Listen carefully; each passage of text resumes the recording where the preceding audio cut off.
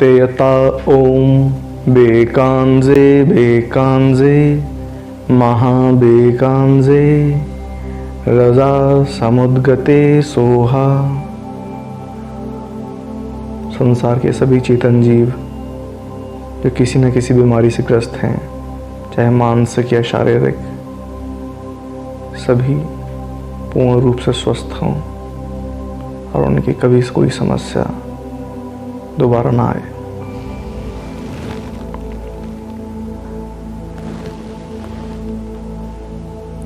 अलग अलग समय पर अलग अलग महान व्यक्ति इस विश्व में अवतार लेते रहे हैं।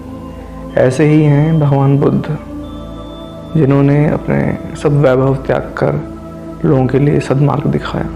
और अगर यह कहें कि इन्होंने अपने महान विचारों के बल पर दुनिया में परिवर्तन लाया, तो ये कोई अधिक नहीं होगा। गौतम बुद्ध ने सत्य और अहिंसा को हमेशा ही अपने जीवन का आधार माना। गौतम बुद्ध एक राज परिवार में जन्मे थे।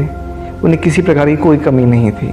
वह जो भी चाहते थे उन्हें उपलब्ध हो जाता था। इसके बावजूद उन्होंने अपने सभी सुखों को त्याग कर सत्य की मार्ग पकड़ी और भगवान का दर्जा प्राप्त किया। तो चलिए इनके बारे में विस्तृत रूप से कुछ जानने की कोशिश करते हैं। गौतम बुद्ध का जन्म 563 ईसा पूर्व लुम्बिनी, जो आज नेपाल में स्थित है, में हुआ था। उनका बचपन का नाम सिद्धार्थ और वह राजा शुद्धोधन और महारानी महामाया देवी के पुत्र थे।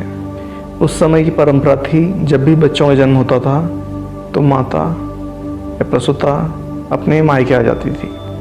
महारानी महामाया देवी अपने मायके जा ही रही थीं, तभी उन्हें रास्ते में प्रसव पीड़ा का अनुभव हुआ। उन्होंने वहीं एक पेड़ के नीचे भगवान बुद्ध को जन्म दिया। इसके पश्चात भगवान बुद्ध अपने पिता के घर जब आए तो उनका पूर्ण रीति रिवाज के साथ नामकरण संस्कार हुआ। नामकरण संस्कार में कई साधु शामिल हुए। उन्होंने भविष्यवाणी करी, या तो गौतम बहुत बड़े सन्यासी बनेंगे या बहुत बड़े राजा।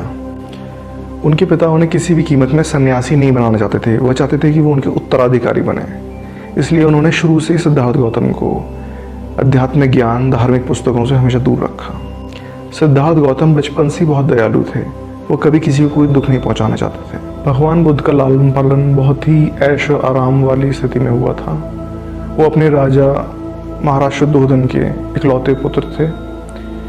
उन्हें कभी भी किसी प्रकार का कोई दुख का अनुभव नहीं हुआ था। यहाँ तक कि उन्हें यह भी नहीं पता था कि इस जीवन में बुढ़ापा, बीमारी और मृत्यु भी होती है। तो जब वह अपने महल से बाहर निकले तो उन्होंने प्रथम बार बुढ़ापा, बीमारी और मृत्यु को देखा, जिससे वो बहुत ही विचलित हुए। भगवान बुद्ध इतने विचलित हुए कि एक रात वो अपने सारे राजसी ठाट बाट छोड़कर सत्य की खोज में निकल गए, ताकि लोक कल्याण संभव हो सके, मनुष्य को मार्ग मिल सके। तो दोस्तों, यहीं से शुरू हुई सिद्धार्थ गौतम की भगवान बनने की यात्रा। वो महल छोड़कर सबसे पहले नदी के समीप पहुंचे और अपने केश कटाए, और उसके बाद उन्होंने साधु के कपड़े धारण किए और राजागाह पहुंच गए, और वहां पर वो भिक्षा मांगने लगे।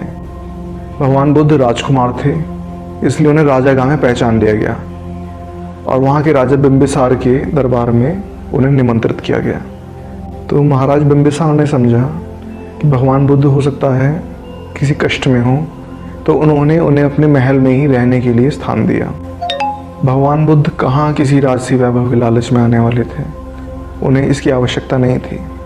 उन्होंने बिंबिसार का प्रस्ताव सविनम्रता ठुकरा दिया। इसके बाद वहाँ से आगे बढ़े सिद्धार्थ गौतम, और उन्होंने आगे योग और ध्यान की शिक्षा प्राप्त करी। और फिर काफ़ी सालों तक कठोर तपस्या करने के बाद उन्होंने सही से ध्यान लगाना प्रारंभ कर दिया। इसके बाद वो बोधगया गए, जहाँ पर पीपल की वृक्ष के नीचे उन्होंने 49 दिन तक अखंड ध्यान लगाया और उन्हें दिव्य ज्ञान की प्राप्ति हुई। ऐसा अनुमान लगाया जाता है कि उस समय गौतम बुद्ध की आयु 35 साल थी। इसके बाद 80 वर्ष की आयु तक भगवान बुद्ध इस ज्ञान के प्रचार प्रसार में लगे रहे। इसके साथ साथ उन्होंने अपने बहुत सारे अनुयायी भी बनाए, जो उनके दिखाए हुए मार्ग पर चलते रहे और आज तक चल रहे हैं। तो दोस्तों आज के समय में भी देखा जाए तो गौतम बुद्ध के फॉलोअर्स की संख्या करोड़ों में है, जिसमें भारत ही नहीं अनेक देशों में जैसे कोरिया, जापान, चाइना, श्रीलंका, अनेकों, थाईलैंड, कंबोडिया, वियतनाम, हर जगह गौतम बुद्ध के फॉलोअर्स फैले हुए हैं। और आज भी दोस्तों गौतम बुद्ध के द्वारा दी गई शिक्षा लोगों को प्रेरित करती है। उम्मीद करते हैं सिद्धार्थ गौतम से भगवान बुद्ध बनने की कहानी आपको ज़रूर ही पसंद आई होगी। दोस्तों आज हम विश्व में देख रहे हैं कोरोना वायरस फैला हुआ है।